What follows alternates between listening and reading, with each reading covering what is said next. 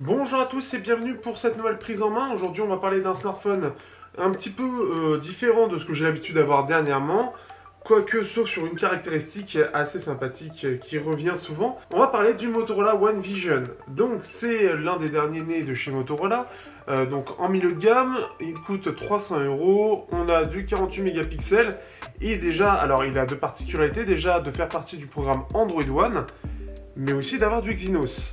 Et ça, c'est quelque chose qui n'est pas quelque chose de très... C'est un peu spécial de le voir sur autre chose qu'un Samsung. Et ce fait qu'on a une Exynos 9609, donc un processeur milieu de gamme, pour ça, donc qui correspond à du Snapdragon 660. Qu'est-ce que je pense de ce téléphone pour l'instant? Eh bien, je vous dis ça tout de suite après le clip.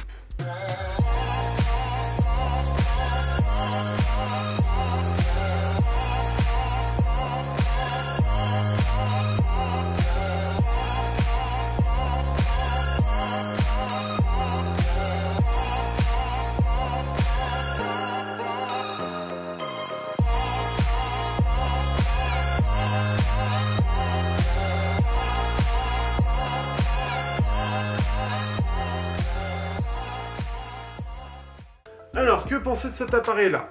Alors, je vais être assez clair, c'est un téléphone qui m'a laissé pas mal indifférent pour plusieurs raisons. Alors déjà, il a du 21/9e, ce qui fait que, si forcément que j'avais c'est mieux, du 21/9e, et ce qui fait que ce 21/9e n'ajoute strictement rien pour moi à l'expérience. Visuellement, que ce soit sur Twitter, etc., je trouve qu'il y a un côté un peu plus grossier sur les apps.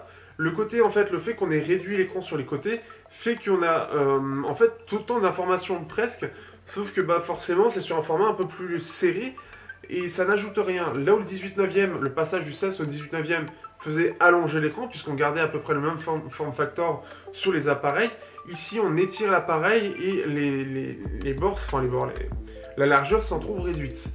Ça nous donne une meilleure prise en main, mais ça n'ajoute strictement rien à l'expérience. En plus de ça, sur Netflix, le truc c'est que on ne profite pas du tout du 21/9e. Parce qu'en fait, en gros, il fait comme s'il y avait une encoche, et sachant que l'encoche, il fait comme s'il y avait la barre de notification, et la barre de notification est énorme, comme vous pouvez le voir. Ce qui fait que là, vous pouvez bien voir, c'est énorme, et ce qui fait qu'en fait, c'est carrément pris en fait comme s'il y avait une encoche, et donc Netflix n'en profite pas du tout. Et encore moins Prime Video, que j'utilise aussi. Je vous conseille d'ailleurs la série The Boys pour ceux qui l'ont pas vu et qui ont Prime Video, qui est absolument génial. Bref, ce qui fait que là-dessus, déjà le 21/9e, j'y crois pas du tout. C'est pas un format que je trouve porteur, même si Sony le met en avant le côté cinéma, mais le côté cinéma déjà, il ne prend pas et on est beaucoup plus sur YouTube que sur on est beaucoup plus sur YouTube que sur du Netflix.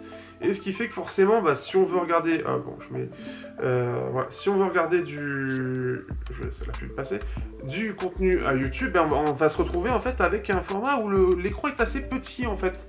Alors, on va mettre un petit peu plus. Et ce qui fait que je suis pas convaincu. Regardez comment on perd en fait sur les côtés. On le perd toujours un petit peu sur le 18/9e, on peut élargir et avoir un truc un peu plus plein écran. Le problème c'est que si on fait ça, on va perdre beaucoup plus d'informations. Donc on peut le voir, hein, ça peut être beaucoup d'informations en haut en bas, ça peut être des sous-titres, ça peut être pas mal de petites choses. Déjà qu'en 18/9e ça pouvait sauter, ici là clairement il y a beaucoup de choses qui sautent. Donc bon, pas convaincu du tout. Autre chose, la photo. On va faire un petit tour sur la photo, on viendra peut-être sur le design après, parce que bon, vous savez très bien, ce n'est pas du tout écrit de mon côté. Et ce qui fait que sur la photo, on est sur un 48 mégapixels de chez Sony, en ouverture, c'est marqué pour être sûr, ouverture 1.7, et avec en plus de ça un stabilisateur optique. Donc en gros, on est sur ce qu'on a comme sur les hauts de gamme, milieu de gamme, etc. Et bon, pour faire en comparaison avec le Mi 9 SE, peut mieux faire. Peut clairement mieux faire. On est sur une photo qui, clairement, on n'a même pas l'impression d'être sur la caméra de Sony. C'est pas du tout exploité. Vous allez voir les différentes images, ou dans l'album. Et si vous connaissez notamment là où je prends la photo de la gare avec l'antenne au loin, vous avez aucun détail. Donc, clairement, il n'y a rien, c'est vide. Et si vous comparez à l'album, vous allez sur celui du Mi 9 SE, le Mi 9 SE fait carrément mieux, quoi. Il fait vraiment mieux. Donc, ce qui fait que là-dessus, je suis pas du tout... je suis assez déçu, même. En plus de ça, on a des photos qui sont globalement plus froides que les autres. Alors après, il faut aimer ou non, mais là, elles sont pas blanches, en fait. Là où on peut avoir une espèce de priorité au blanc, là, c'est priorité presque au bleu, en fait. C'est limite trop froid. Alors après, je vous avoue que j'ai surtout regardé sur mon écran du Motorola, mais Même ça fait vachement froid. Ce qui fait que bon, pour ça, et en plus de ça, donc ce qui fait qu'on n'a pas de mode 48 mégapixels, donc on ne peut pas du tout l'utiliser en 48 mégapixels, on peut l'utiliser que en 12, et on n'a pas la possibilité, comme ce que propose notamment le Honor View 20 ou le OnePlus 7, d'utiliser le x2 du 48 mégapixels. C'est-à-dire qu'en gros, vous avez le 48 mégapixels qui est utilisé par défaut en 12 mégapixels avec ce système pixel binding, c'est-à-dire qu'on fusionne 4 pixels en un et ça nous fait 12 mégapixels. Et après, en fait, quand on va faire un zoom, on va utiliser les 12 mégapixels centrales. Ici, on n'a pas du tout cette possibilité. On n'a pas du tout l'option, et ce qui fait que c'est un peu dommage parce que ça ajoute une réelle utilité et ça aurait pu être exploité, ce qui n'est pas du tout le cas. Donc, pour la partie photo, on y repassera, quoi. Que dire d'autre sinon pour revenir rapidement à la partie design, le fait qu'on ait la caméra en poinçon comme ce que propose Honor, etc., c'est plutôt cool. Par contre, forcément, comme je l'ai dit, on a une grosse barre de notification due à ça, parce que c'est clairement pas aussi optimisé que le Honor View 20 qui est bien sûr en haut de gamme. Mais clairement, on le voit, ça fait un gros point, quoi. C'est assez énorme pour le coup. Et donc, c'est un peu moins design, mais après, c'est logique qu'on est à 300 €. On va parler de deux dernières choses. On va parler... Alors, l'autonomie, je peux pas en parler là. Le jack, je l'ai pas testé du tout. Mais on va parler notamment de... Parce que pour l'autonomie, j'ai eu quelques bugs suite à Google Play Service avec les petits bugs en ce moment. Donc, ce qui fait que 5 heures écran allumé avec du 3500 mAh, c'est un peu bizarre. Mais on est sur du Exynos 9609, et ça c'est plus étonnant, puisque c'est depuis Meizu le premier qui utilise du Exynos en dehors de Samsung. C'est une bonne chose, ça permet de varier, de créer de la concurrence, même si bon c'est gros Samsung, hein, mais ça permet de varier face à du Qualcomm, en espérant que ça s'élargisse un petit peu et qu'il y ait un petit peu plus de monde.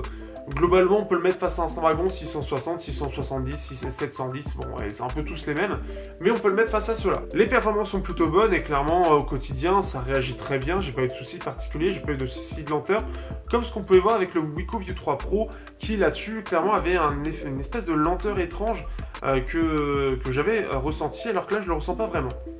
Donc ce qui fait que c'est une bonne chose, globalement ça va être plutôt pas mal, il faut que je revérifie les benches, mais je crois que c'est surtout sur la partie graphique où forcément on est plus limité, et c'est là où on est plus face à un 660, là-dessus, et beaucoup moins face à un 710 qui est beaucoup plus performant côté GPU. On est aussi sur le programme Android One. Donc programme Android One, c'est simple, ce n'est pas la ROM Motorola qui est en général pure, mais c'est vraiment la ROM stock avec l'application photo de Motorola et en général une petite application d'assistance pour vous aider à utiliser le téléphone, ce genre de choses. Il peut y avoir trois options dans les paramètres, ça reste assez rare par contre. Et le truc c'est que la ROM est développée par le constructeur.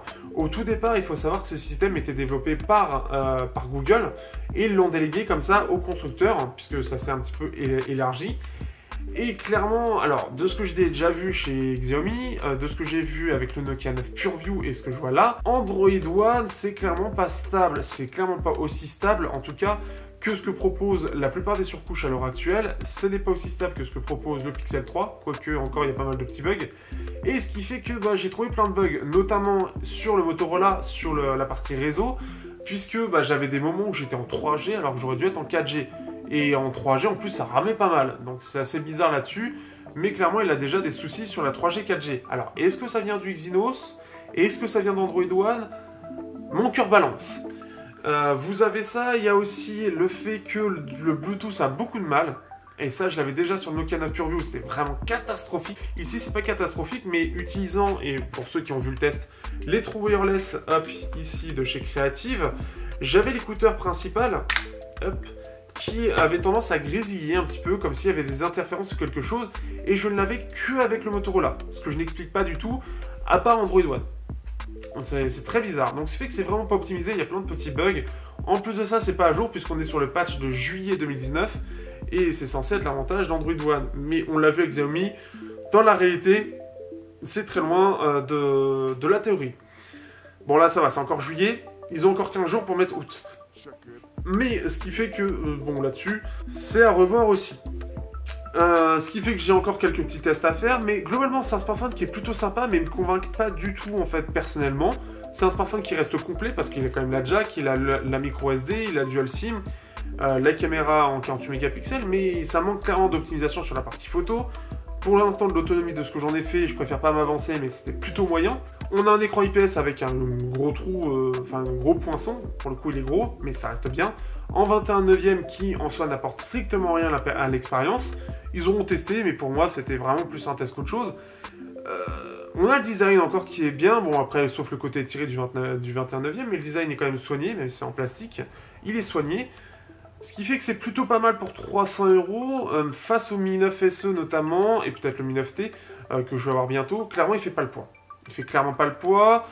Face au Nokia 7 Plus, je ne saurais pas dire exactement lequel est le mieux à l'heure actuelle, mais ça se vaut, pour moi ça se vaut vraiment, et je sais que j'avais adoré mon expérience avec le Nokia. Là, le Motorola, j'ai un peu plus de mal. Notamment à cause de ce 21/9 qui pour moi n'apporte strictement rien. Et la photo qui est assez moyenne. Après, il faut voir face à d'autres. Par rapport au Wiko, par exemple, le Wiko View 3 Pro, ce sera meilleur à mon sens. Bref, après, c'est selon. Ce qui fait qu'on se rend, on se donne rendez-vous pour le test. Merci à vous, merci de votre soutien. Vous pouvez me soutenir via Utip ou Tipeee avec des dons ou regarder des pubs. Et donc, si vous avez Amazon, etc. Et voilà. Merci à tous et à bientôt pour le test.